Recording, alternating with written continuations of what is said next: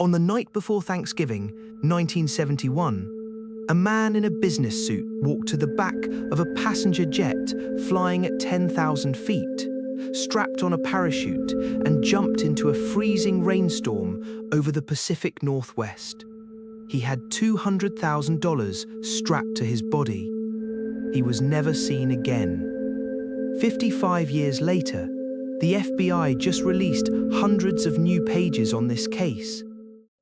And one of the names inside might finally answer the question that's haunted investigators for half a century.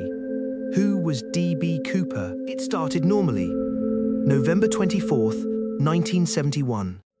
The day before Thanksgiving.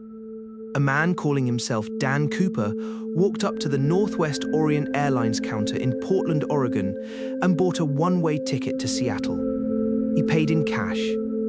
He looked completely unremarkable. Mid-40s, dark suit, neat black tie, carrying nothing but a briefcase.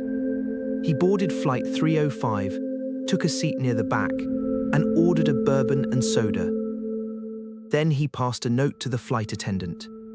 She assumed it was a phone number. It wasn't. The note said he had a bomb in his briefcase. He wanted $200,000 in cash and 4 parachutes waiting for him in Seattle. If he didn't get them, he'd blow up the plane. Northwest Orient's president authorized the payment immediately. Passenger safety came first. The plane landed in Seattle, and Cooper let all 36 passengers go in exchange for the money and parachutes.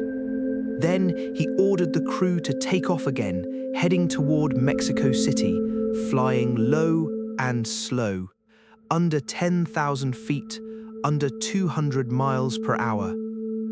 Somewhere over the dense forests of southwest Washington, in the middle of a thunderstorm, Cooper opened the rear staircase of the plane and jumped.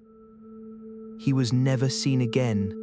No body, no definitive trace, just a name that turned out to be fake and a legend that's lasted over 50 years. For decades, the FBI chased over 1,000 suspects.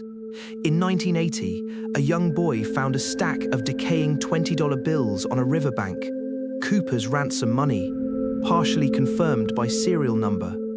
It was one of the only hard pieces of evidence ever recovered. Cooper also left something behind on the plane: his black clip-on tie.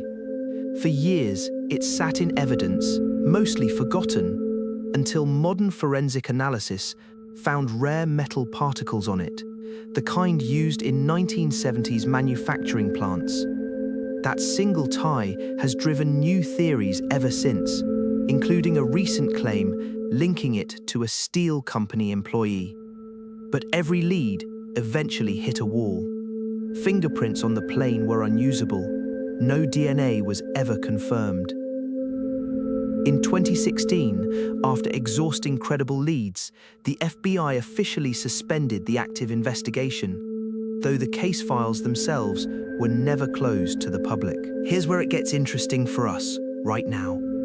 In January 2026, the FBI released a fresh batch of declassified files on the case. Hundreds of pages of old interview summaries, tip reports, and suspect profiles.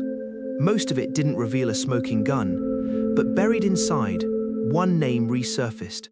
A former pilot from Maine named Raymond Sidney Russell, who was quietly interviewed by the Bureau back in 1972 and never publicly named, until now. Separately, the family of another long-suspected man, Richard McCoy, recently went public with a parachute found on McCoy's old property, a parachute the FBI actually seized and tested, then returned without explanation. His children still believe their father deserves a closer look, even as they admit they may never get a final answer. None of this proves who Cooper really was, but it's the closest the public's gotten to fresh information in years, and it's reignited the obsession that's never really gone away.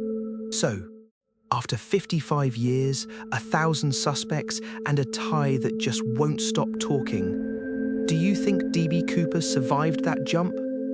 Or did the forest keep its secret forever? Drop your theory in the comments. I read every single one, and the best theories often end up shaping which case we investigate next. If you want more unsolved American mysteries like this, subscribe to Case Closed Files and turn on notifications, because new cases drop every Tuesday and Friday. Thanks for investigating with me. I'll see you in the next one.